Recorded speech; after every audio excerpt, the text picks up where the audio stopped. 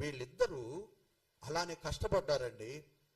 దేవుని పని తూచా తప్పకుండా, మిస్టేక్ జరగకుండా, ఎంత కష్టమైన ఎంత భారమైన ఇష్టముగా దేవుడిచ్చిన పనిని ప్రారంభించి వాళ్ళిద్దరూ ముగించారు.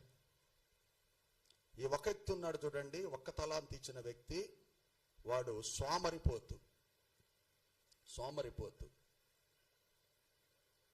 ఒక పనిని చేయటానికి దేవుడు అప్పగిస్తే ఆ పనిని కూడా సక్రమముగా చేయలేడు వీడు చాలా మందమతి వాడు, లేదా చాలా బద్ధకస్తుడు.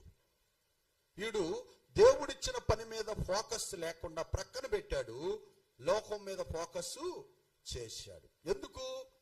దేవుని పనిలో చేస్తే నాకేమొచ్చుద్ది, దేవుని పనిలో వెళ్తే నాకేమొచ్చుద్ది, ఆ టైము ఆ వెళ్ళే టైము నేను సంపాదనకి వెళితే సంపాదన వచ్చుద్ది, ఆ టైము నా ఇంటిలో పని చేసుకుంటే నా ఇంట్లో పని చక్కపరచబడుద్ది, ఆ పని చేస్తే నాకేమొచ్చుద్ది, నా పనులు చేసుకుంటే నాకు ఆశీర్వాదం వచ్చింది, లేదా నేను ఫలిస్తాను అన్నాడు. దేవుడు ఇవన్నీ కామన్గా ఇచ్చేశాడు.